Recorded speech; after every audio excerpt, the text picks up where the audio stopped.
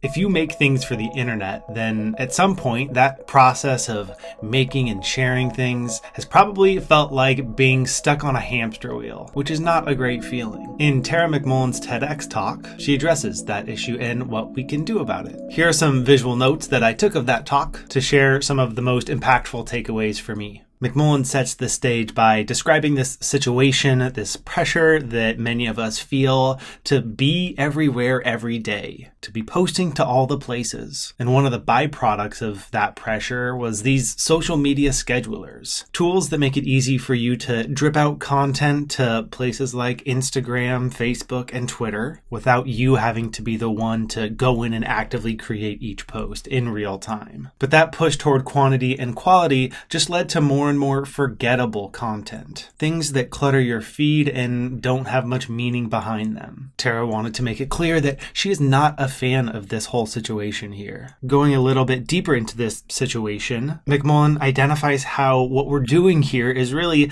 laboring to satisfy the algorithm. We're doing the work to run as fast as we can toward this dream life that we've imagined for ourselves that could be the result of a creative career based in an online environment. But how easy it is for that to just lead to this hamster wheel situation where you spend all your time and energy churning out this content, hoping that it hits the servers just right and gets the attention that you're hoping for. What's a little bit ironic about this situation is how it's really just reproducing the conditions that maybe you sought to escape for those that left a traditional office job. And though there is more freedom and flexibility when you choose to work for yourself, there is that added pressure of giving more of yourself all the time. Here, McMullen brings in a very apt quote from Gia Tolentino.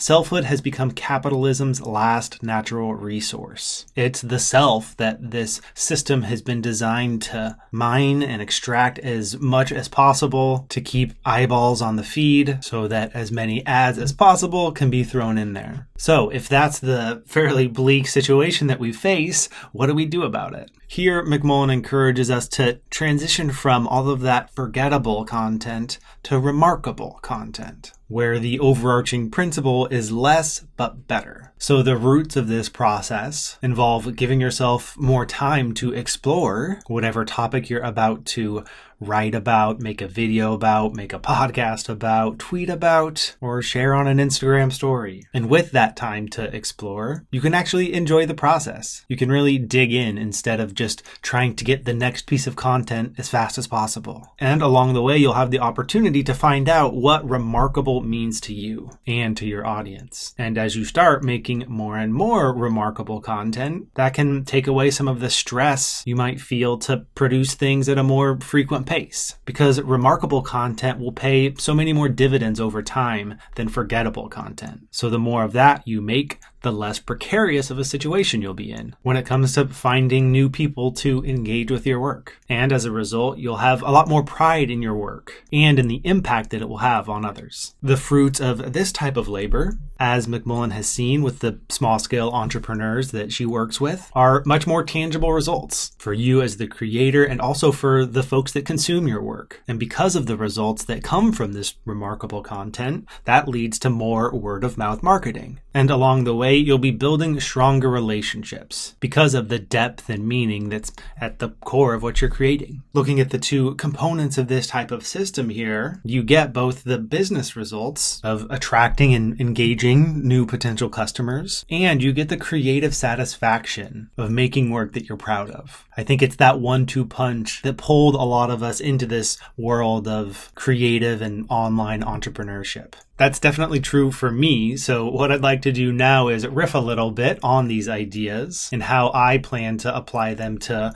my online business here, where I teach the skill of sketchnoting, taking visual notes like the ones you just saw. To this first point here, I actually decided to quit all social media platforms other than YouTube about a year ago. I wrote an essay on Medium if you'd like to learn more about why I made that decision. To summarize briefly, it was equal parts the feeling that I was just putting out a lot of forgettable content in those places, but then also as a consumer, I didn't enjoy the endless scroll and the habits that I was getting into because of the fact that I had all of those platforms easily available on my phone. I wasn't getting much out of them as a consumer. And based on my website analytics, I knew that I wasn't getting a whole lot of business results either. So that made it easier for me to focus instead just on YouTube. But even with that focus on just a single platform, it's still very easy to fall into this trap of laboring to satisfy, in this case, the YouTube algorithm, and get stuck on that same hamster wheel. So while I want to make videos here that are useful, and some of which maybe do spread, I'm not particularly interested in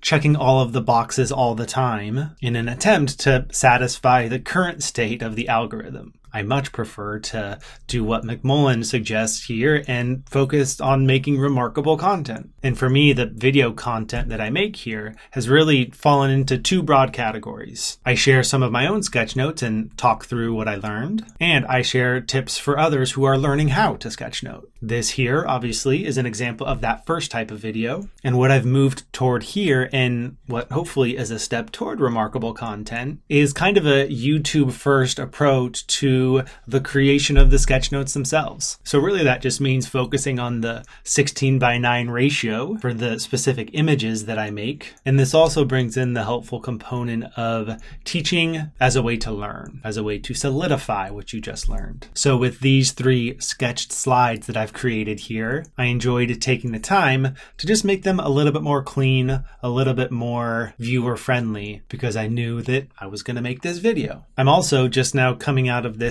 period of time when I was relying on some live streams I did back in March for the weekly videos that I've been posting. During those live streams, I kind of shared 3 or 4 sketched lessons like this. And then since then, I've just been cutting down those videos and sharing them individually. That's essentially how I created a paternity leave for myself. Sleeping upstairs right now are my 6-month-old twins. And that process of going live a bunch of times in March to create a bunch of content, that served its purpose, but I am now excited to get to spend a little bit more time on each video, try to get to a little bit more depth with each of them, and ultimately make something that's more interesting and impactful for you. So Tara's TED Talk helped me move in that direction. I came across it because I'm a regular listener of her podcast, What Works, which I highly encourage you to check out. And if you're interested in developing the skill that I demonstrated here, called sketchnoting, then come join us inside Verbal to Visual. That is the course and community platform that I host, where you'll find plenty of complete at your own pace online courses to help you develop this skill. And I'm hosting live workshops every Wednesday to keep things fresh and continue exploring new ideas, new ways to develop and use this skill. You can learn more about that and sign up at verbaltovisual.com. Thank you so much for watching. If you'd like to share the type of remarkable content that you're working on right now, I'd love to hear about it in the comments down below. And I look forward to seeing you in the next one.